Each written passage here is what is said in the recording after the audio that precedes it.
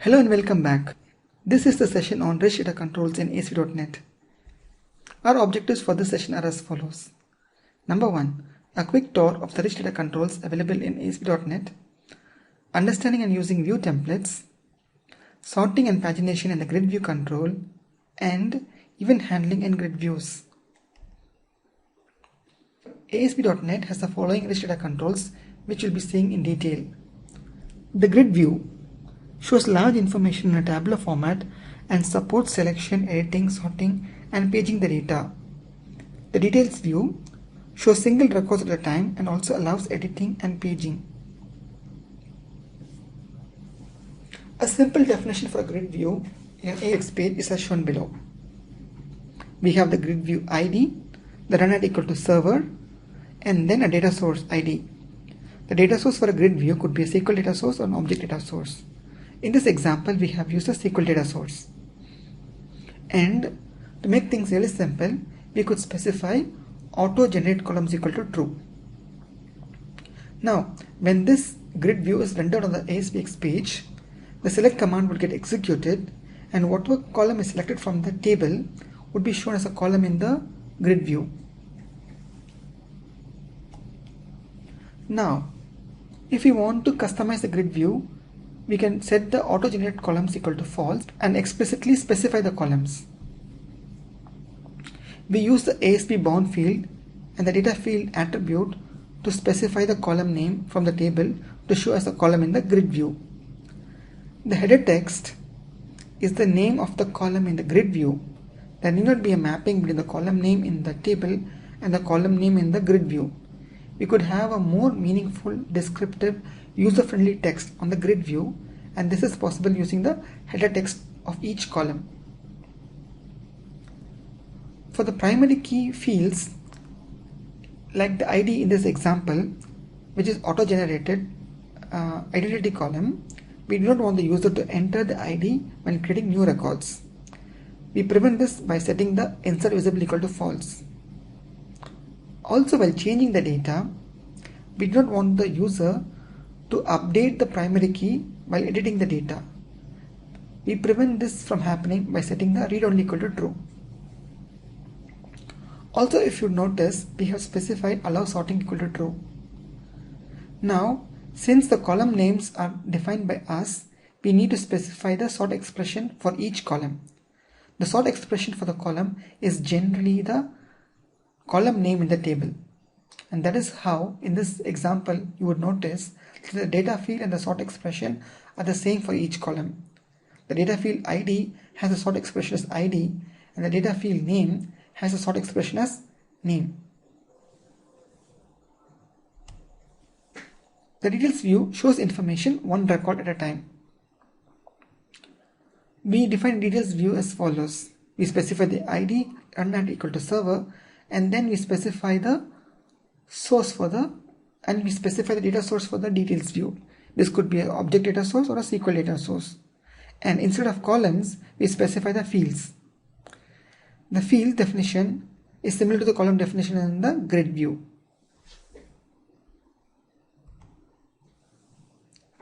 Templates give us the flexibility to place more than one item in a cell. We can customize the contents of the cell using templates. The following are some of the templates that are supported by the grid view and the details view. The item template, the edit item template, insert item template, and so on. Before we proceed further, let us look at a sample web application that uses rich data controls. Please download the source code from the portal as a zip archive and extract to a local folder. Now, using Visual Web Developer, File menu, Open Website, specify the top level folder where you have extracted the downloaded archive. Select default.aspx from the Solutions Explorer and click the Run button. We have made some assumptions here.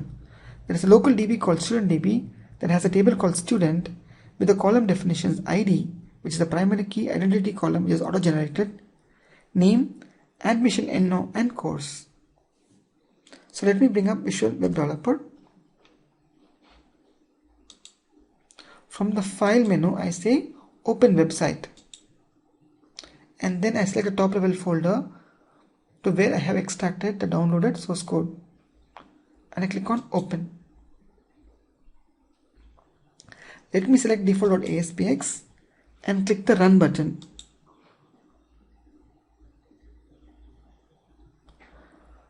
When the page is loaded on the browser, what you would notice at the very beginning is a nicely formatted details view. We have a details view with some good color schemes, and then there is a pagination control at the bottom, at the footer, which allows me to paginate each record.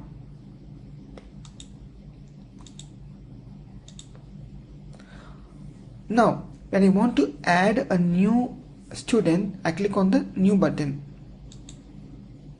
Immediately, if you notice, the ID is not available now. Only the name, admission number and the course are available.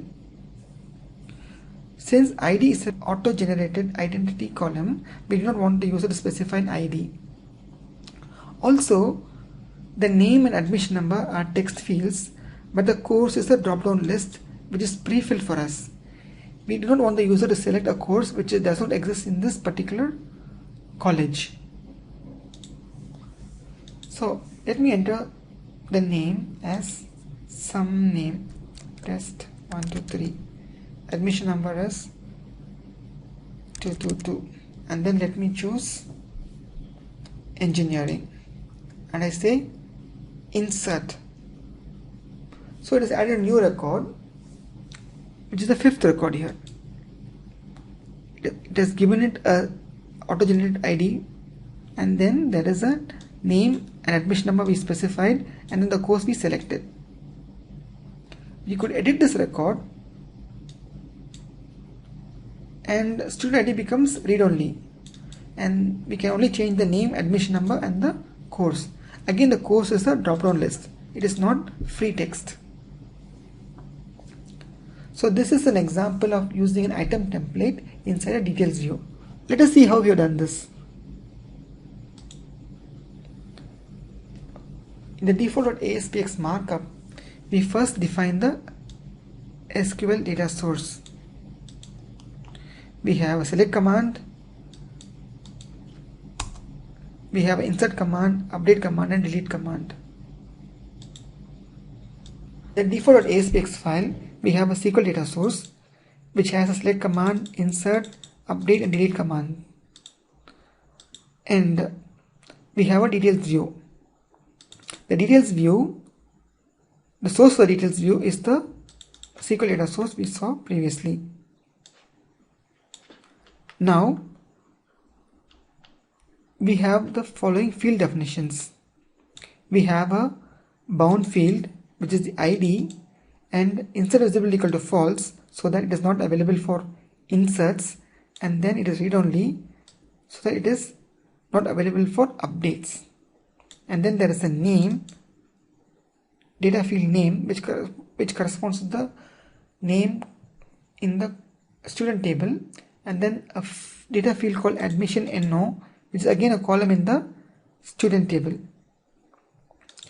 The name in the header text in the details view is name and admission number. It is not admission NO. Next, we have a template field. We have an item template, we have an insert item template, and then we have a edit item template. We have 3 different templates here.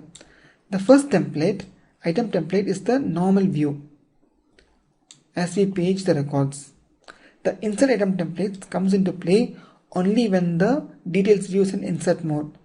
The edit item template comes to play only when the details view is in edit mode. In the insert mode, what happens is we have a drop down for the column called course, and this drop down has a data source called available courses.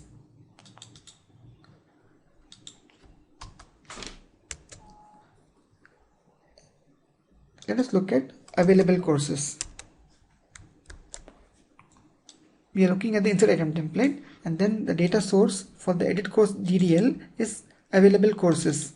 Let us look at the data source.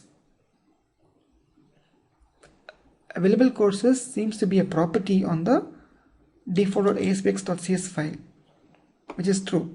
Available courses is a string array and it returns a string array: computers, medicine, engineering and management. These are the available courses. We do not have any other course apart from these four. Now, that is how, by inserting a record, the drop-down list was pre-filled with these four values: computers, medicine, engineering and management. Now, selected index is a data binding expression. It is a method called getSelectedCourse, eval of course. So, getSelectedCourse again should be a method in the corresponding code file. GetSelectedCourse is a method and which takes in an object.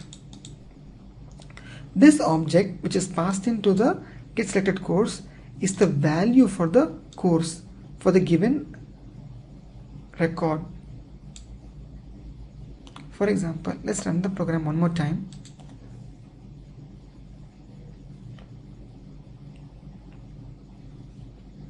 So this is the first student record, and we navigate to the second and then the third. As we navigate, the course value changes. The current value of the course for this particular record is the eval. So eval of course will give the course value of the current record. So for the current record, in our case is medicine, our current selected record is number 3, Hermione, and the course is medicine. So the value medicine is what gets passed to the getSelectedCourse. In the getSelectedCourse, what we do is we look at the object which is being passed in, which is the course value, and then use an array.index of on the courses array. So that will give you the index of this particular value. In our example, the index is, since the selected course is medicine, the index is going to be 1 because index starts from 0 and 1. Okay, this is how we get the selected course. Selected index is now 1 in this example, and then the selected value is the value for the course. So that value is bound to the selected value. This is the insert item template. So whatever is selected gets bound. Similarly, for editing a record, the data source is the available courses, which is predefined, and then the getSelectedCourse is the current selections course index, and then whatever is selected, even if it is changed, gets bound as the selected value. This is how we have a drop-down list inside a edit or insert operation on a details view. Next we have a grid view. This is a grid view, but it has only a single column. And inside the grid view we have a free-flowing text actually. So let's see how we define this. We have a grid view, there is a columns, and inside columns we have a template field. We have an item template, we have edit item template, and there is no insert item template because we do not allow inserts in this grid for now. In the item template we have the read-only value. We do an eval of ID, eval of name, and eval of course. What eval does is, for the current row, it fetches the value for the ID, the value for the name, and the value for the course, and it just displays as text. This is what we see here: student ID, Harry Potter, admission number is 1 2 3 4 5 6, and the course is management. So this is the item template. The item template also has a button. The command name is edit. So when you use the command name as edit, automatically it places a edit button here, and click on the edit button, changes the grid into a edit mode, this particular cell.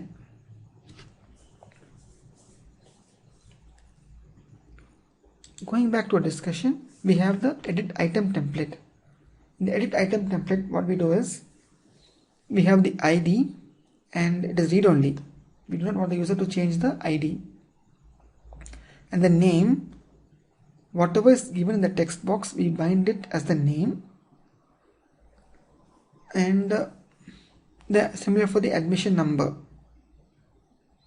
Now the drop-down list for the course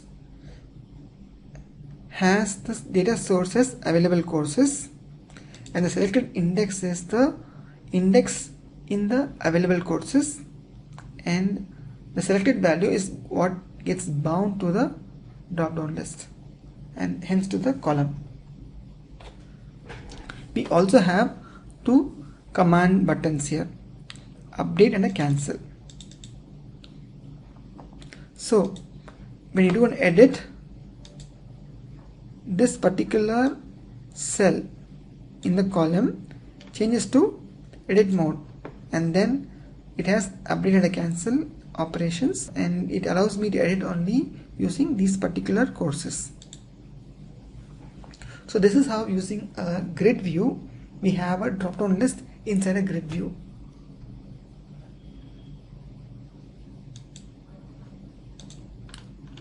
Then we wanted to have sorting on the grid view. All you need to do is say allow sorting equal to true. If you want to have pagination on the grid view, we need to say allow paging equal to true and set the page size. If you want to have sorting and paging on the grid view at the same time, we specify both, allow sorting equal to true, allow paging equal to true, and we specify the size. If you use allow sorting and auto-generated columns equal to false, then for each of the columns you specify in the grid view, you need to define the sort expression. So this is all about rich controls. Let us go back to our slides.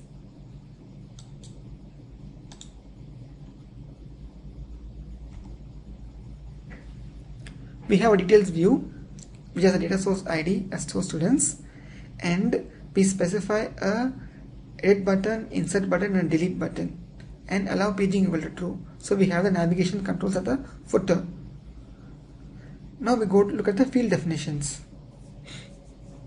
We have an ID field which is insert visible equal to false, read only equal to true, because we don't want the user to insert the ID column since it is auto generated, and we do not want the user to change the ID column while doing an update.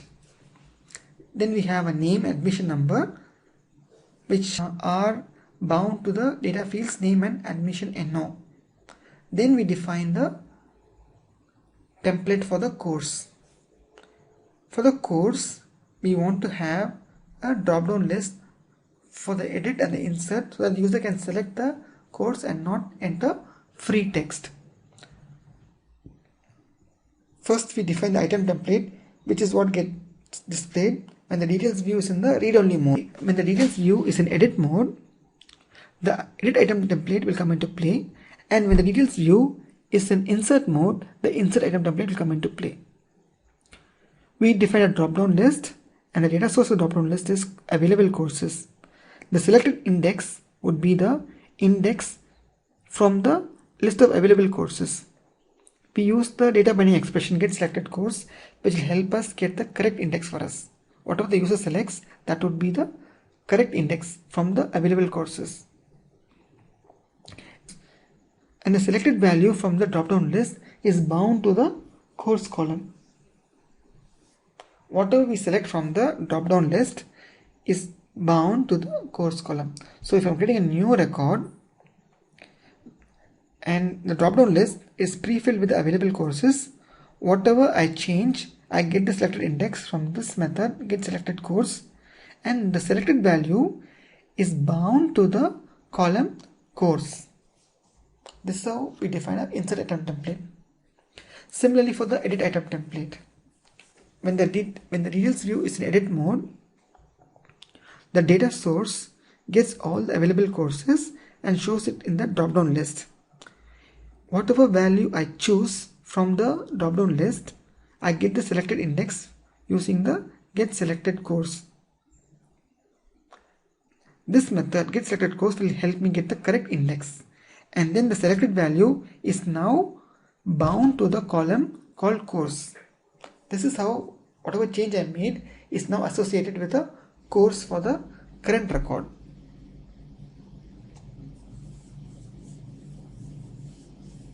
The available courses returns a string array, and we have the following courses predefined: computers, medicine, engineering and management. The user cannot select a course other than this. The get selected course returns me an index using the array.index of method.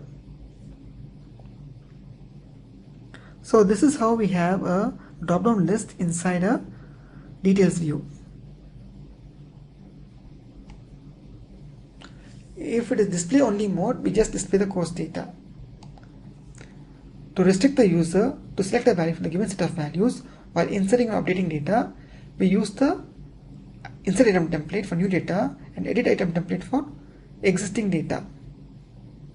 We specify the data source as available courses, which is the property which returns a string array, and the selected index is got from a data binding expression by calling a method called get selected course. You pass in the course, it will give us an index, and whatever value is selected is now bound to the column course in the table. To allow sorting the data using grid view, we just need to specify the allow sorting property to true. It is as simple as that.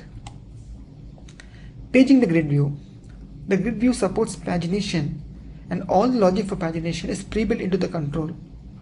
All we need to do here is to specify the allow paging property to true and set the page size. The intricacies of fetching the data and paging them is done by the control.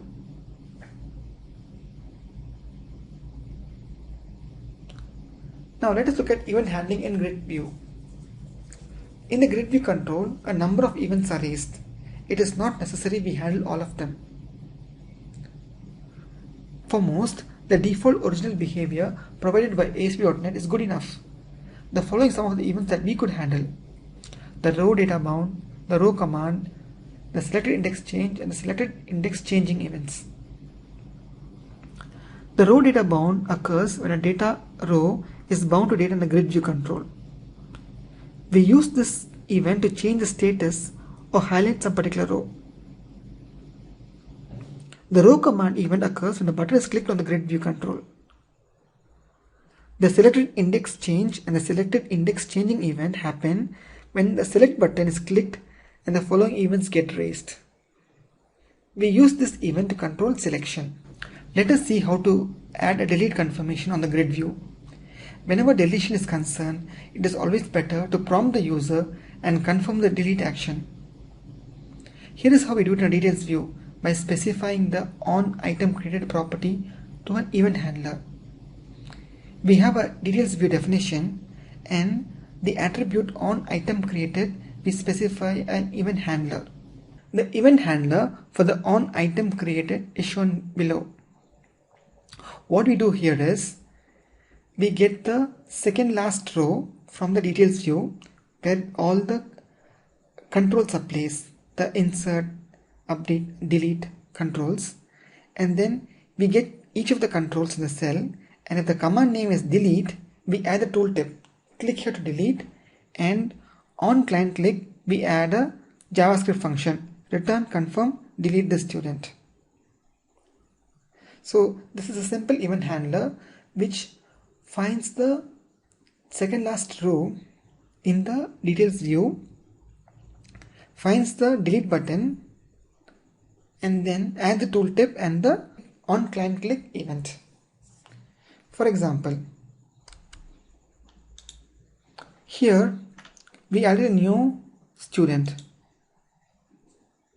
Here, if you want to delete the student, I click on the delete button, it prompts me, do you really want to delete the student? I say cancel, the operation is cancel. Looking at the code, On the details view, we have the on item created, and on the on item created,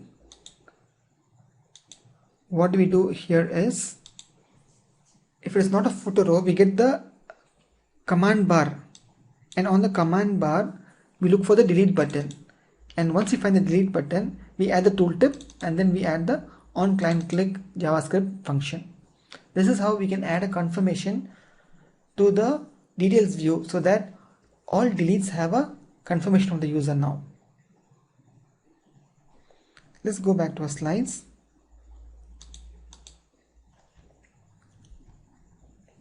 Here is a summary of what we have seen so far.